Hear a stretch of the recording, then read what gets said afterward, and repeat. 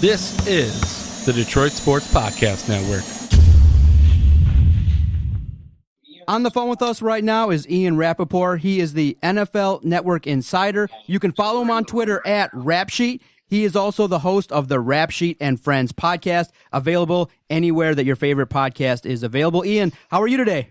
I'm good, man. How are you? Oh, it's all good. Training camp is open all across the league. You spent some time today in Allen Park. Obviously a big year, second year for head coach Matt Patricia. What were your couple takeaways from your time there today in Allen Park? Actually, as of the time of taping this, I'm still currently in Allen Park. I got one more TV hit at 7 p.m., but you know, to me, it was a good day. I mean, I like the meetings and just discussions I had with people about kind of what's going on here. It feels different than the way it did last year, you know, and I don't know what the actual season's going to be like. They tend to kind of, you know, have their own flow and go the way they're supposed to go. But it feels, Matt Patricia feels happier. Not like he's got it all figured out, but he feels like he's got more of the kind of guys that he wants here. And the team is, you know, probably better suited for success this year. Whereas, you know, by the time I got here last year in training camp, it was about working on changing the culture and all of that. And all of that. So, you know, it's just different now where I feel like he's kind of got things settled a little bit more of the right kind of people. Yeah, obviously a well-respected defensive coach. Obviously, when you get a free agent to call you a genius when he signs from the Green Bay Packers, you know, It's obviously a good time and a good situation for Matt Patricia, especially, you know, after that tumultuous first year. Well, yeah, and for those who sort of don't know, there's definitely some discussion about like what kind of a place, you know, Detroit is for free agents and you know how willing free agents are to come here.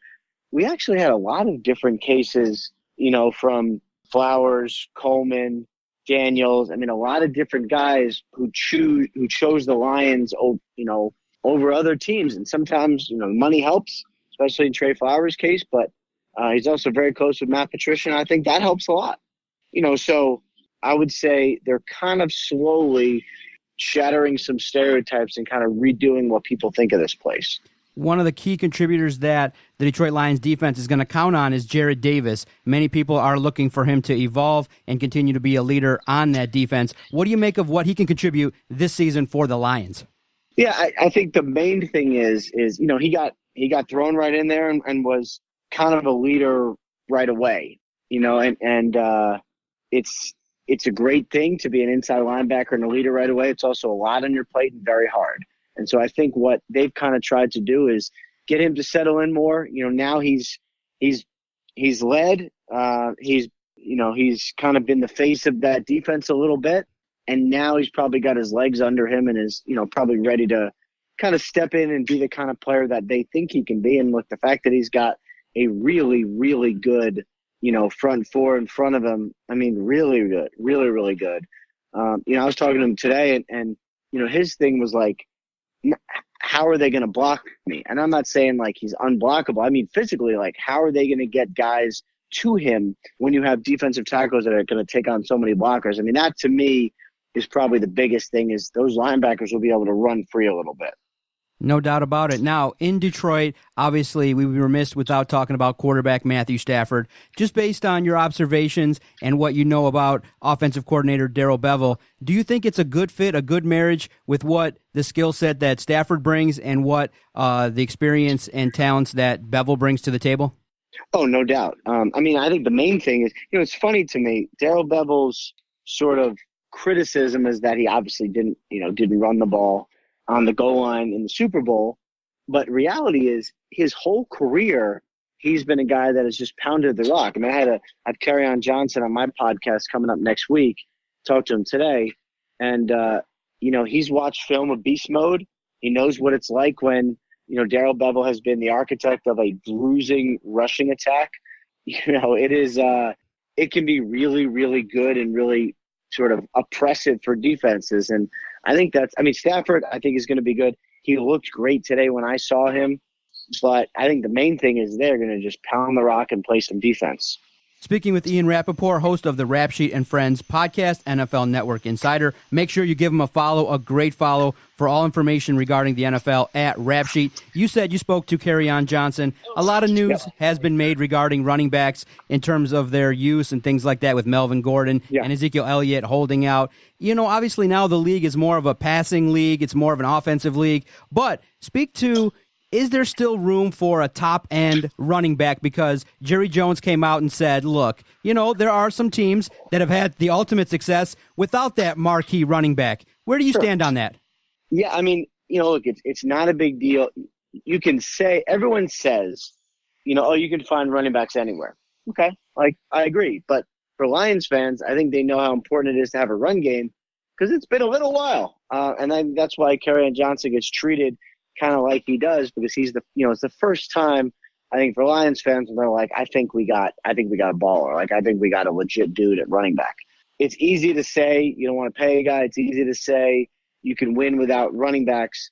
If you can't run the ball, life is very difficult. And I understand what Jerry Jones is saying. I get it 100%. I also saw last year when Zeke was out, or 2 years ago when Zeke was out. It's a little bit different, you know? So I think those are all nice words, but the reality is when they didn't have Zeke, life was hard. Yeah, what do you make of how the Lions could potentially stand in the division? Obviously, a long drought without winning. What are the keys for the Detroit Lions this season to have success and maybe even take the next step forward and even maybe win the division?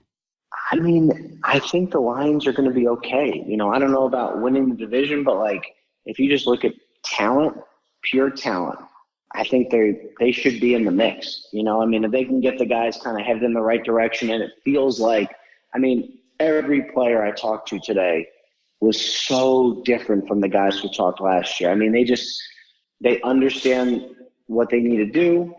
They feel like they're in a better position to do it. They're smiling. Guys were happy. I mean, it was a hard practice, and guys were happy. It just feels different in Detroit right now. Initially, early on, do you think the favorite in the NFC North is the Packers? I mean, I have some questions there.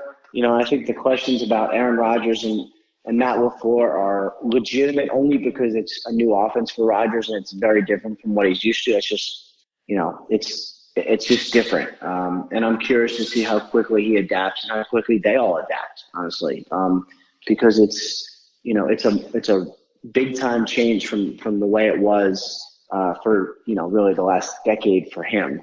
You know, I would say the Bears are going to be good. They have a new defensive coordinator, and, you know, they went from having one of the best defensive coordinators in the NFL to a guy who hasn't been a coordinator for a long time. Now, Chuck Pagano was very good when he was, but, you know, there's certainly some questions there. And I think, you know, to me, the Vikings top to bottom probably have a similar team to the Lions. So I'd kind of put them both right in that same mix.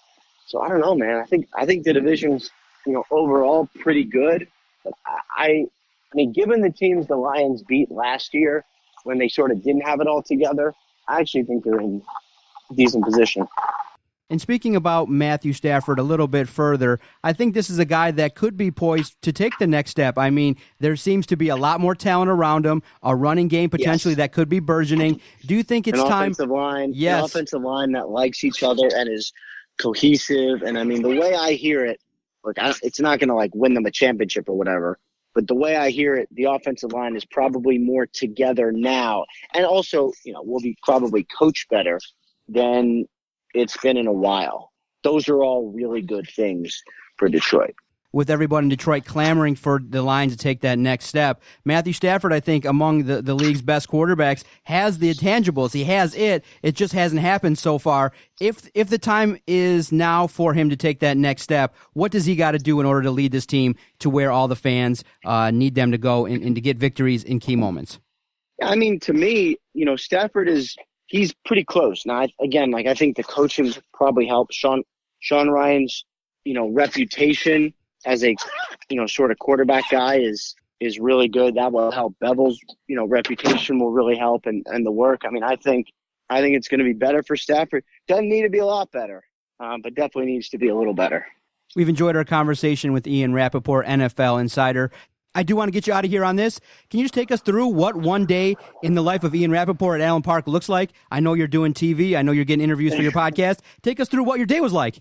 Yeah, I mean, I got here at 8, met with a couple people, talked to Matt Patricia for a little bit, met with some other Lions people. It was really good.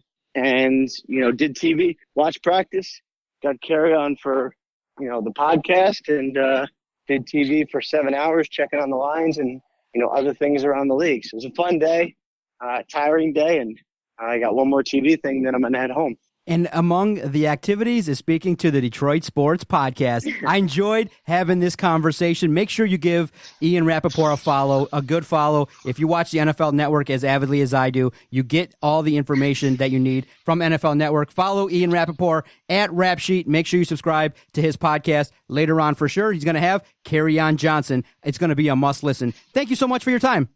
All right, man. Thank you for having me. Enjoyed it. Here with Tom Savage. Today, a lot of emphasis on the 2-minute drill. Yeah. For those out there listening, what are the keys for an effective 2-minute drill late in contest or to build momentum on the offensive side? The key of a 2-minute drill is to put the ball in the end zone and win the game. That's at the end of the game, and the half, just finish with the ball and put some points on the board. In the first week of training camp, what are your impressions of Darrell Bevell's offense? Oh, it's awesome. It's phenomenal. He's a really, really, really detailed coach. I know us in the quarterback room, we love him, and it's going to be fun. Obviously, Matt Patricia being a defensive coach and you guys playing on the offense, do you guys take pride in saying, okay, let's make some plays against this defense, because many people are heralding this defense as being the strength of the team? Yeah, I mean, when you're out there on that football field, you're always competing, and it doesn't matter who you are. If you don't have that those competitive juices flowing out there, you probably don't belong out there. You just want to go out there and always put points on, and ultimately, it's not against. It's not about who you're going against, but it's about the guys next to you, and you want to do your job for those guys. Thank you for subscribing. All you got to do is go to where your favorite podcasts are located, hit that subscribe button, and you can find all the latest editions of the Detroit Sports Podcast. Thanks, everybody.